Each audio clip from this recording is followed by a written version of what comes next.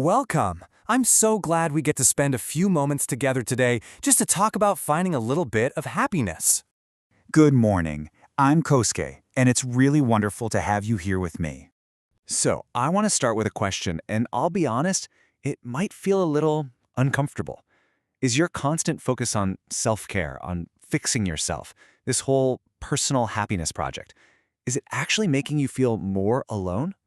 Now, I know that sounds completely backward, right? It goes against everything we're told. But just hang with me for a second. Let's explore this together.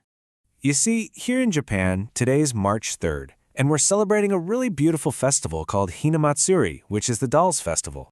On this day, families display these incredibly detailed, beautiful dolls, and we pray. But here's the thing, it's who we pray for that matters. The entire tradition is built around praying for the health, the growth, and the happiness of young girls.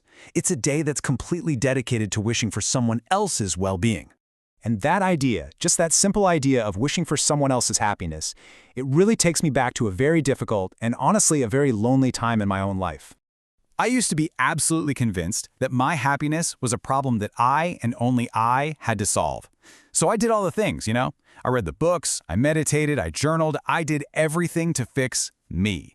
But the more I focused inward, the more the world outside just seemed to fade away. It didn't cure anything. In fact, it just seemed to carve out this empty space of loneliness inside me until it felt deeper and even darker. I just hit a wall and realized the path I was on was a total dead end. The breakthrough, that first bit of light, came when I finally looked up from myself and shifted my focus away from me and onto us. The answer was in a word we all know but maybe don't really think about: altruism. And look, this isn't just about being a nice person. Science actually shows us it's a super powerful tool for our own well-being. When we act with selfless concern for others, our brains can release these endorphins. They call it a helper's high. It's like powerful medicine for an isolated soul. And what's so fascinating is how this idea connects ancient wisdom with modern science.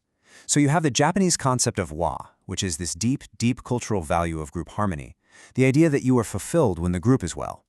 And then right next to it, you've got the modern SPIRE model of well-being, where the R stands for relational well-being. It's a core pillar of a happy life. Ancient tradition and cutting-edge psychology are literally telling us the exact same thing. So the big takeaway is this: true, lasting happiness is not a solo project. It is deeply, fundamentally, and beautifully tied to the health and strength of our connections with other people. Our us is what heals our me. So the real question is, how can we put this powerful idea into practice, like right now, in a super simple way? Okay, here is your hint for finding a little bit of happiness today.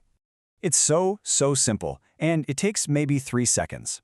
Step 1, just think of a stranger you're gonna see today. It could be the person who makes your coffee or the driver on your bus.